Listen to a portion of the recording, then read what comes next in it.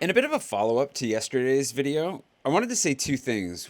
One, I really appreciate the comments a lot. Like, it's been really fun to get back to a regular flow and being able to talk with you, and I very much appreciate seeing comments. Like the comment from Justin from New York, just saying that he's also feeling kind of in a weird place in life, and it's nice not knowing you're alone, nice knowing you're not alone. And I think that's one of the real benefits to vlogging that I'm actually not leaning into. Somebody else made a comment, Nick made a comment that this is basically free therapy for me, which is kind of true. If you followed along with my Garage Monologues, the ill-fated podcast that I did for 3 running seasons, and we put on hold for now. For those of you that enjoyed Garage Monologues, thank you so much for continuing to ask for them. It actually is really nice to know that some people actually really enjoyed those, and we might get back to it. So this is a little bit of a Garage Monologue for you here today, because I kind of need to remind myself that everything's going to be okay. There are 2 areas in life that I haven't really fully figured out how to engage with in my vlog. And I don't know that I need to. I don't know that I will. But they happen to be 2 areas of life that do lead to some real stress, and as a result have an impact on how I go about vlogging, talking to you, and then as a result, I feel like it is important still to acknowledge them and to figure out a way. I definitely do want to talk about them. I just haven't figured it out yet. Those 2 areas are finances and romance. Finances are tricky because I think as I get into talking about building a business in Paris, I think it'll be fun and interesting to share what I've learned along the way. Doing business in France is already just a weird and new territory where I have learned a lot. I'm not going to claim to be an expert, but I do have my battle scars, some of which are far worse than others. And that's another round of therapy entirely that I'm going to need right there, just recovering from starting a business in France. But running a business, especially in France, does, as you know, if you've listened to Garage Monologues, if you've followed me for a long time, it does end up leading to stress-inducing situations over time. And the cycles have come through a few times. I've learned a lot. I feel much better going through some of the stuff that is happening behind the scenes right now than I would have in the past. But it is there. The last thing I want to do is engender like a sense of, I don't know, pity or concern on your part or for my team. Like, my team watches all these videos, and I would like to figure out how to talk about it. The other one is romance. And I think both with finances and romance, there's a lot of shame in my background, right? Like the way that I was raised, money was evil, sex was evil, and somehow wanting them both is just as evil as having them. And it's not a helpful outlook on life. It's one that I've rejected. It's one that I don't believe anymore, but it's always in the back of my mind.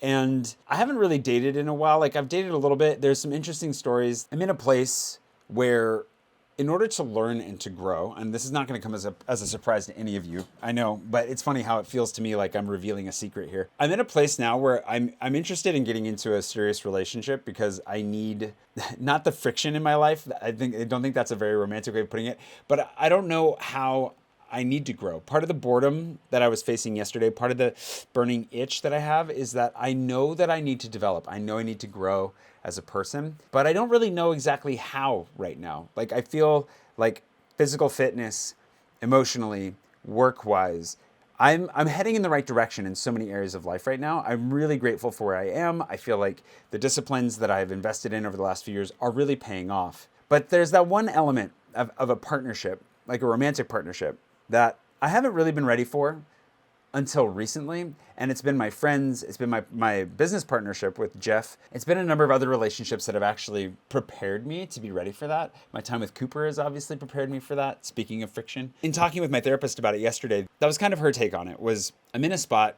where it's something that I've wanted for a long time, but I've had to work really hard to get to a place where I'm actually open to it and ready for it. And we can talk more about this another time soon. Mark that off your bingo cards. Jay is saying we'll talk about it sometime soon. We will talk about it. But those are the 2 things that are niggling at me today. And there's a baseline of shame that keeps me from speaking about them more directly because I don't know that I have the language about it, but I also am kind of scared to engage that demon. And so this is also my way of doing that, by putting it out there. And yeah, it's kind of confusing. I think both of those arenas, also the reason that they end up being pretty stressful is because they are so far out of your control. In a lot of ways, you can do a lot of work to improve like how you earn and your financial outlook and make wise decisions, learn, educate yourself, blah, blah, blah. Same with romance. Ultimately, the core element on the relational side is I've really had to work hard on learning to love myself. A video that I made not that long ago that nobody watched. Go watch that. Some people watched it, but it was like the worst performing video that I've made in a long time, which is unfortunate because I think it's a really important series of lessons to learn And it's gotten me to a place where I think I'm ready for some next steps, but at the same time, it's a really tricky thing to talk about publicly too, obviously. If you're struggling with anything in particular, like it may not be finances, it may not be romance, it might be something totally different, work-related, family-related. There's a million different things that this can crop up to. But what I'm trying to do right now is that by bringing it into the light, by bringing whatever it is that is holding you back because you're ashamed of it, or there's something that's just like making you scared, put it in the light. Like good things thrive in the light and the bad things wither away. And that's exactly what I'm practicing right here, right now with you. I'm supposed to be on a call with Emily right now though. So I'm going to go do that because I have to train her on a piece of software. But in the meantime, don't be afraid to pull these things out into the light. Obviously find somebody you feel safe with doing it. I'm insane and I put these things out very publicly to be seen, but I hope that it lends a little bit of permission, maybe some bravery to bring it to somebody else, because I know that I've often needed a little bit of encouragement from the outside to do it. And just sitting here feeling kind of like all day today, I instantly feel better having just shared this with you. So thank you for listening. I have a dinner tonight, and unfortunately my original date, Lindsay, canceled on me last minute. It's okay. She's working on a book, finishing that up really soon. If you don't follow Lindsay already, or you don't know who she is, you'll meet her soon enough. You should grab one of her books, but excited to see what comes of this new one, so we'll give it a minute. Thankfully my friend and neighbor, Lisa, was available tonight. Haven't seen her for a bit, so she's gonna be my backup date. We're going to a place that I was invited to try the wine and the food and see what it's like. It's kind of a very influencer thing because you just ask basically if I would come and make a reel on Instagram for them. So we'll go see what the experience is like. And I guess since they just want a reel, I'll make a reel and also just tell you what I think on here. Yeah, why not? Yeah.